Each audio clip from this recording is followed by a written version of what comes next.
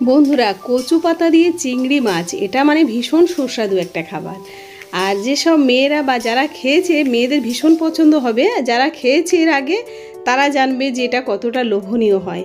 কিন্তু একটা সমস্যার জন্য অনেকেই এটা খেতে চায় না, গলা কুটকুট করার ভয়েই খেতে চায় না।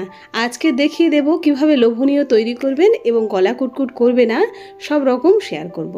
আসুন দেখে নেওয়া যাক তাহলে রেসিপিটা শুরু করি। আর এটা তো গরম ভাতের সঙ্গে ভীষণ ভালো লাগে। গরম গরম ভাত নেবেন আর এভাবে মাখিয়ে খাবেন, দেখবেন ভীষণ ভালো লাগে। আসুন দেখে নেওয়া যাক। এখানে কচু পাতা আমি একেবারে কচি কচু পাতা নিয়েছি। বুড়ো কচু পাতা বা বড় কচু পাতার থেকে কচি কচু পাতাগুলো কিন্তু ভালো লাগে, সুস্বাদু হয় অনেকটা।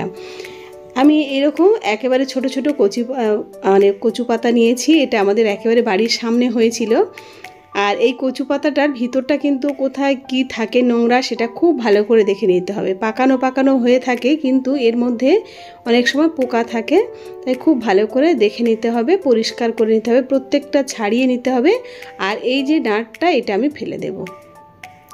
এইভাবে প্রত্যেকটা আমি বটি দিয়ে কেটে কেটে ফেলে দিচ্ছি আর এভাবে পরিষ্কার করে নেব। গলা কুটকুট করবে না কিভাবে আমি সেটাও দেখিয়ে দিচ্ছি। দেখুন, কড়াই গরম হয়ে গেলে কড়াইয়ের মধ্যে আমি জল দিয়ে দিচ্ছি। জলের পরিমাণটা কিন্তু একটু বেশি পরিমাণেই দিতে হবে।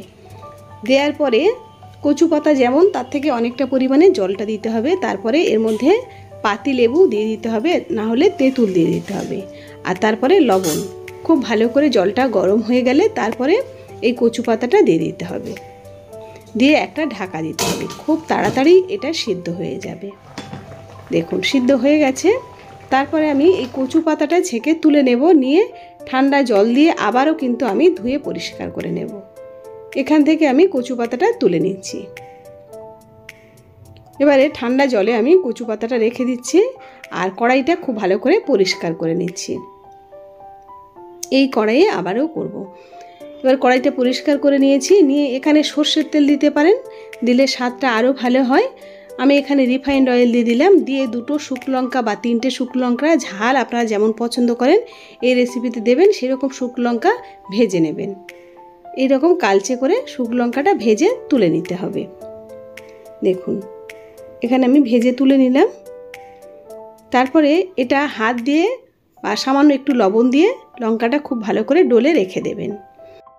এই তেলের মধ্যে দিয়ে দিলাম দুটো মিডিয়াম সাইজের পেঁয়াজ। এই পেঁয়াজটা কিন্তু খুব বেশি ভাজবেন না, এইরকম ভাজা হবে, মানে খুব হালকা করেই ভাজা হবে। তারপরে এর মধ্যে দিয়ে দেব যে লঙ্কাটা আমি স্ম্যাশ করে রাখলাম শুকনো লঙ্কা, সেটা দিয়ে দেব। দিয়ে তারপরে দিয়ে দেব চিংড়ি মাছটা। চিংড়ি মাছের পরিমাণটা যদি বেশি হয় গালে পড়বে, খেতে ভালো লাগবে, তাই একটু বেশি পরিমাণে চিংড়ি মাছটা দেবেন। দিয়ে তারপরে চিংড়ি মাছ, পেঁয়াজ, শুকনো লঙ্কা এইভাবে ভেজে নেবেন। আর কোনো মশলা এর মধ্যে লাগবে না। তার মধ্যে একটু হলুদ দিতে হবে, না হলে চিংড়ি মাছটা সাদা সাদা লাগবে আর একটু আঁশটে গন্ধ হবে, তাই হলুদটা দিয়ে দেবেন। এখানে গুঁড়ো লঙ্কা দিতে হবে না, যেহেতু এই যে শুকনো লঙ্কা মানে স্ম্যাশ করে দিয়েছি, আর কিছু লঙ্কা দিতে হবে না। তারপরে যে কচুটা সিদ্ধ করে রেখেছিলাম জল দিয়ে পরিষ্কার করে ধুয়ে তারপরে এর মধ্যে দিয়ে দেবেন। দেখবেন গলা কুটকুট করবে না। আপনারা চাইলে লেবু জায়গায় তেঁতুল দিয়ে দিতে পারেন।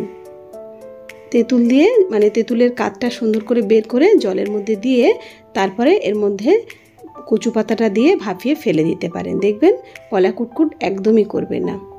আর যখন কোনো কচু পাতা যখন কাটবেন, হাতটা যখন কুটকুট করবে আপনারা বুঝতে পারবেন, তাহলে পাতাটাও মানে এই পাতাটা দিয়ে রান্না করলে তাহলে হাত যেমন চুলকাচ্ছে গলাটাও চুলকাবে। তাহলে সেই বুঝেই আপনারা তেঁতুলের পরিমাণটা বেশি কম দিতে পারেন, বা লেবু যেটা আমি ইউজ করেছি লেবুটাও বেশি কম দিতে পারেন। যেমনভাবে মানে গলা কুটকুট করবে, এই হাত কুটকুট করার সময় আপনারা বুঝতে পারবেন। আর আমি এই কচু পাতাটা যে ব্যবহার করছি এটা আমাদের একেবারে মানে ঘরের সামনেই, সারা বছর আমাদের এখানে কচু পাতা, কচুর ডাঁটা পাওয়া যায়। আর এর আগে অনেকবার ডাঁটার অনেক রকম রেসিপি আপনাদের সঙ্গে শেয়ার করেছি। আর আমি জানি এটা কতটা হাত চুলকায়, তাই আমি সেরকম বুঝিয়ে দিয়েছি। আর আপনারা আপনাদের খুশি মতো ব্যবহার করবেন। আর এই রকম গরম গরম ভাতের সঙ্গে ভীষণ ভালো লাগবে। বাড়িতে অবশ্যই ট্রাই করবেন। আর যদি ভালো লাগে আমার চ্যানেলটা সাবস্ক্রাইব আর লাইক করতে একদমই ভুলবেন না। আপনাদের একটা লাইক কিন্তু আমাকে ভীষণভাবে উৎসাহ দেয়। আর কমেন্ট করে জানাবেন আপনারা কোথা থেকে দেখছেন, কে দেখছেন, অবশ্যই জানাতে ভুলবেন না। আপনাদের অসংখ্য অসংখ্য ধন্যবাদ।